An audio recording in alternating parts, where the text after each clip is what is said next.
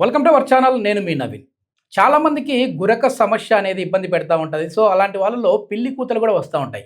అట్లాంటి వారికి మన చేతిలోనే కొన్ని పాయింట్స్ ఉంటాయి. వాటిని యాక్టివేట్ చేయడం వల్ల గురక సమస్య అనేది తగ్గిపోతుంది అని చెప్పేసి ఆక్యుపెంచర్ హీలర్ జనార్దనాచారి గారు చెప్తున్నారు. అసలు ఆ పాయింట్ ఏంటి, దాన్ని ఎట్లా యాక్టివేట్ చేయాలనేది సార్ని అడిగి తెలుసుకుందాం.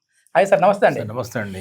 సార్, చాలా వరకు ఇప్పటికే మీరు చెప్పే పాయింట్స్ని యాక్టివేట్ చేసుకొని రూపాయి ఖర్చు లేకుండా ఇంట్లోనే మేము మాకు కంటికి ఉన్న సైట్ని తగ్గించుకున్నాము, డయాబెటీస్ తగ్గించుకున్నాము, వెయిట్ లాస్ అవుతున్నామని కమెంట్ చేస్తామన్నారు. కొద్దిమంది వచ్చేసి గురక వస్తుంది సార్, దానికి ఎన్ని మందులు తీసుకున్నా తగ్గట్లేదు అంటున్నారు. సో దీనికి కూడా ఏమైనా మనకి ఆక్యుపెంచర్లో పాయింట్స్ ఉన్నాయా అన్నారు. ఏంటి సార్ ఇప్పుడు ఆక్యుపెంచర్? చాలా మందికి గురక అనగానే పిల్లల్లో కానీ పెద్దవాళ్ళలో కానీ మనకి ఏం డౌట్ వస్తుందంటే ఈ నోస్లో ఏదో ప్రాబ్లం ఉంది అని డౌట్ వస్తుంది. ఫస్ట్ డౌట్ నోస్లో మన మన ఏంటంటే మజిల్ పెరిగింది, ఎక్స్ట్రా గ్రోత్ వచ్చింది, ఒక డౌట్. రెండవది ఏంటంటే సెప్టమ్ అంటాం, ముక్కు దూలం, అది కూడా కొంచెం డీవియేషన్ ఉంది, ఓకే ఓకే, ఆ వంకర ఉంది, దాన్ని సర్జరీ చేయాలి, ఇలా చెప్తుంటారు. సో ఈ గురక అనేది బేసిక్గా కొంచెం స్టౌట్గా ఉన్న వాళ్ళకి, కొంచెం ఒబేస్ ఉన్న వాళ్ళకి కూడా ఎక్కువ వస్తుంది.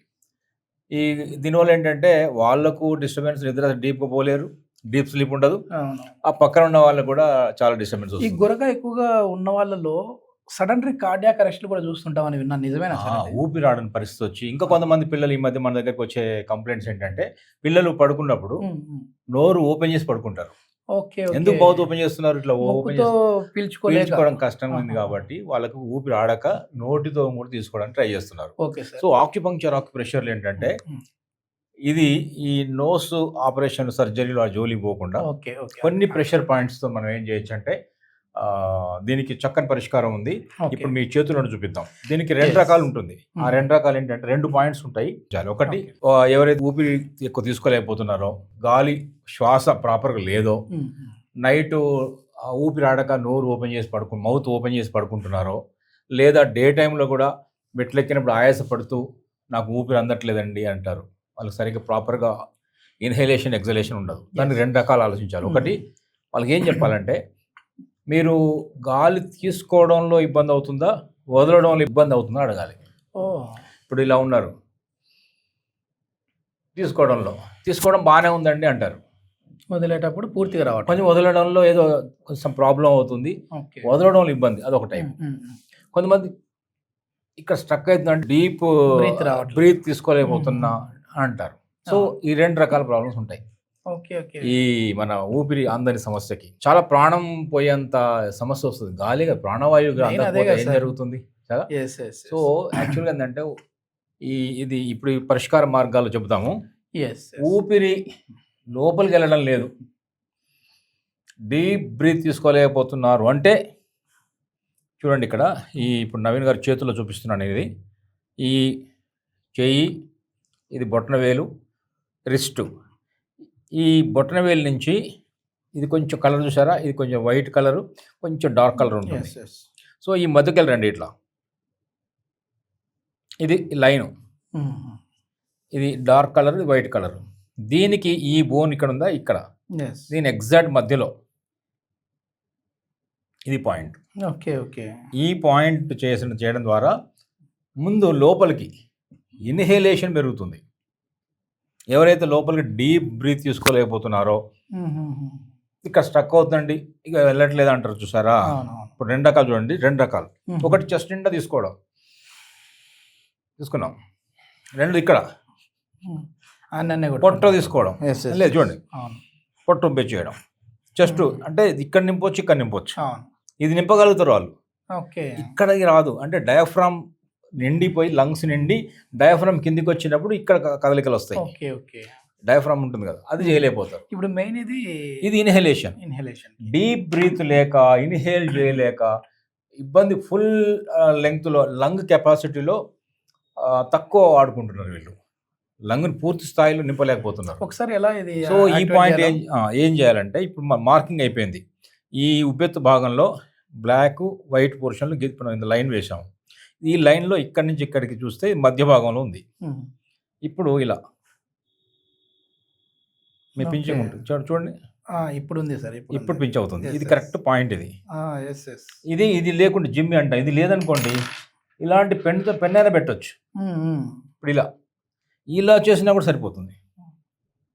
ఓకే, తెలుసు కదా. కానీ ఆ జిమ్మితో చేస్తుంటేనే ఆ ఇంపాక్ట్ ఉంది. ఇది ఇట్లా ఇలా చేయొచ్చు. Yes, yes. తెలుసు కదా, Hmm. తెలుసు. ఇది ఇట్లా ఒకవేళ ఎన్ని ఇది times- కూడా లేకుంటే ఎన్ని ఇప్పుడు ఇలా times చేయొచ్చు, ఇలా చేయొచ్చు చూడండి, ఓ సర్క్యులేషన్. ఓకే. తెలుస్తుంది. Yes yes yes. చూడండి ఇప్పుడు ఇమ్మీడియట్గా బ్రీతింగ్ పెరుగుతుంది. ఇది LU10, ఈ పాయింట్ నెంబర్ LU10. LU10 చేసినప్పుడు ఇన్హేలేషన్ బాగా పెరుగుతుంది. ఎందుకంటే లంగ్లో లంగ్ ఎక్స్పాన్షన్ కానప్పుడు ఇన్హేల్ చేయలేం. Yes yes yes. Lung open అయితే లోపల గాలి వెళ్తుంది, అవును. లంగ్ క్లోజ్ అయినప్పుడు లోపల ఉన్న గాలి Okay. బయటకు వస్తుంది. ఇప్పుడు ఎక్సలేషన్కి ఏం సార్ పాయింట్? ఎక్సెల్ ఇబ్బంది అవుతుంది అనుకున్నప్పుడు ఏం చేయొచ్చు అంటే ఓవరాల్గానే ప్రాపర్ బ్రీతింగ్ చేయలేనప్పుడు ఇంకొక పాయింట్ ఉంటుంది. అదేంటంటే ఈ క్రీజ్లో ఉంది, రిస్ట్ క్రీజ్. ఇది ఈ రిస్ట్ క్రీజ్లో ఇలా వచ్చినప్పుడు ఇలా వెళ్ళిన లైను ఇది బ్లాక్ వైట్ ఇక్కడ కనెక్ట్ అవుతుంది కదా, ఎక్కడ కనెక్ట్ అయిందో అక్కడ. Okay okay. సరే, ఇది ఇన్హలేషన్కి, ఇది ఎక్సలేషన్ మనకు వస్తుంది. ఇది రెండింటికి మనకు వస్తుంది. ఓవరాల్గా చూస్తే ఇది చాలా చాలా better point. Okay okay. So ఇది పాయింట్. ఇదేం సార్ పాయింట్? ఇది LU10 ఇది లంగ్ ఇది LU9. లంగ్ మెరిడియన్లో LU9. దీన్ని ఇలా పెట్టుకొని మెల్లగా ఓకే ఓకే ఇలా చేయొచ్చు. తెలుస్తుందా? లైట్గా లైట్ చేయాలి. ఇప్పుడు తెలుస్తుంది కదా, ఇది ఇప్పుడు ఈ తెలుస్తుంది. పాయింట్. ఇలా పాయింట్ మీద పడాలేమో అది. పాయింట్ పడకు తెలీదు, అదే అదే ఆ పాయింట్లోనే ఇప్పుడు చుట్టూ యాక్టివేట్ చేస్తే ఐడియా. ఇది ఇప్పుడు అర్థమైంది కదా. ఇది ఇది LU10, ఇది LU9 ఓకే. ఈ క్రీజ్లో ఉంది. ఇలా చేయడం ద్వారా ఈ పాయింట్ యాక్టివేట్ అవుతుంది. ఇది ఓవరాల్ మన లంగ్ ఎనర్జీని పెంచుతుంది. ఇంకా ఏంటంటే లంగ్ తగ్గుతుంది, గురక తగ్గుతుంది.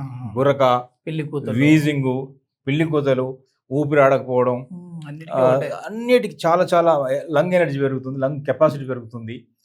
ఎప్పుడైతే ఇన్హలేషన్ ఎక్సలేషన్ పెరుగుతుందో ఏమవుతుందంటే మన లోపల ఉన్నటువంటి డీటాక్సిఫికేషన్ జరుగుతుంది, ఊబకాయం తగ్గుతుంది. Yes yes. అంతేలేండి, బ్రీతింగ్ ముందు కరెక్ట్ ఉంటే అంత మన మెటబాలిజం కరెక్ట్ అయిపోతుంది, స్పీడప్ అవుతుంది. స్పీడప్ అయినప్పుడు థైరాయిడ్ లాంటి సమస్యలు కూడా పోతాయి. ఓకే. చాలా అద్భుతం. బ్రీతింగ్ ద్వారా ఇన్ని ప్రయోజనాలు ఉన్నాయి. బ్రీతింగ్ కనుక సరిగా అందకపోతే ఈ 2 పాయింట్స్లో మీరు ఇది చేసి చూడండి. ఇప్పుడు ఇలా చేసి చూశారు, ఇక్కడ వాళ్ళకి బెనిఫిట్ తెలియలేదు. ఇక్కడ చేసి చూడండి, ఈ 2 పాయింట్స్లో ఏదో ఒకటి వాళ్ళ సమస్యను బట్టి ఈ 2 పాయింట్స్లో ఏదో ఒకటి ఖచ్చితంగా సూట్ అవుతుంది. ఈ సైడ్ ఎఫెక్ట్స్ ఏమి ఉండవు కదా సార్? నథింగ్, సైడ్ ఎఫెక్ట్స్ లేవు. దీన్ని గట్టిగా ప్రెషర్ చేయొద్దు, అదే సింపుల్ ప్రెషర్తోనే చేయండి.